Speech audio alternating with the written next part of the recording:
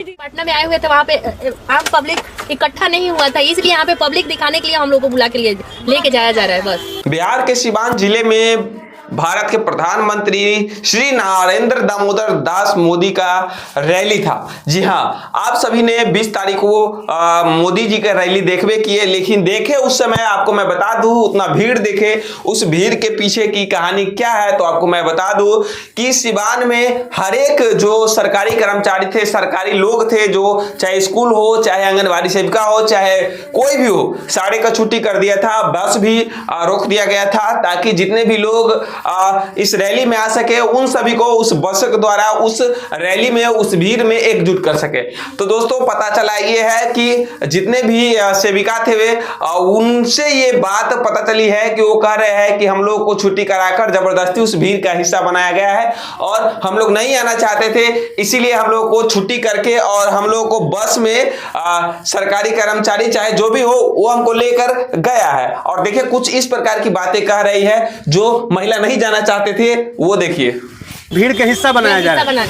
आप लोग आना चाहते थे मोदी जी के सभा? बिल्कुल नहीं आना चाहते। हम लोग किस लिए आए भाई? हम लोग का कोई जो भी हम लोग का जरूरत है पूरा होता ही नहीं है, तो हम लोग किस लिए आए?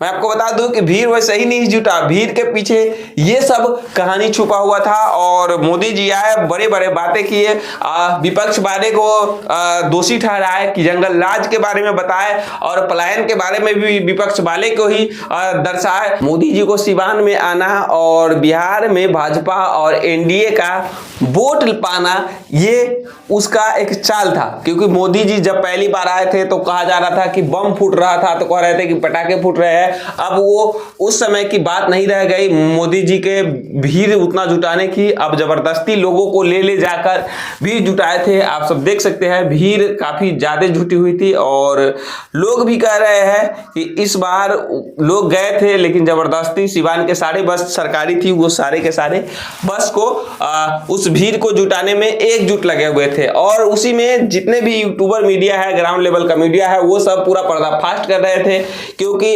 यूट्यूबर किसी के पक्ष में विपक्ष में नहीं होता है, वो सारा चीज सच्चाई दिखाने का प्रयास करता है। और आपको मैं बता दूं कि इस बार भी काफी जोरों शोरों से चुनाव होने वाली है। मोदी जी जब भी आते हैं तभी कुछ न कुछ बिहार के लिए बड़ा पैकेज दे देते हैं। और आप सभी को मैं बता दूं कि प्रधानमंत्री के तरफ से बहुत बड़ा पैकेज मिला है बिहार के लिए। और पैकेज क्यों न मिलेंगे, क्योंकि बिहार जब आते हैं तो इलेक्शन टाइम ही आते हैं और वोट पाने के लिए ही आते हैं, तब वो पैकेज देता है। तो चलिए आपको मैं बता दूं कि राशन के लिए भी आप सब राशन 3 बार मत मांगिए। आप लोग कहीं भी नेता का रैली हो उस समय जाकर बोलिए कि हमें 3 बार नहीं, हमें एक ही बार ही 15 केजी दीजिए। अगर वो 3 बार मिल रहा है तो आपको 2 बार खत्म हो जाएगा इलेक्शन खत्म होते ही, और एक बार ही मिलेगा 5 केजी। आप कहिएगा कि मुझे एक बार दो 15 केजी, तो वो खत्म नहीं होने वाला है, एक बार खत्म केना होगा, नहीं होगा। तो वही है, आप लोग झांसे में मत आइए किसी के, चाहे वो बीजेपी का हो। देखिए सांसद चुनना, देखिए विधायक चुनना आपके एरिया में आपको ही पड़ेगा, क्योंकि अच्छा चुनिए, चाहे बीजेपी का हो चाहे किसी भी प्रकार का हो, लेकिन अच्छा काम होना चाहिए। लेकिन किसी का बहकावे में मत आ जाइए, क्योंकि 20 साल से नीतीश का भी सरकार है और जो ग्राउंड लेवल की मैं बातें कर रहा हूँ, जो जमीनी स्तर से जुड़ा हुआ है, ब्लॉक लेवल हो चाहे इंदिरा आवास हो, इस सभी में जिसको घर 1 बार 2 बार मिल जाता है उसको भी पैसा देकर ले लिया जाता है। मैं अपने आंखों से देखा हूं। और नल जल की बातें कही गई है, नल जल किसी का भी चल नहीं रहा है, सारा का सारा खराब हो चुका है।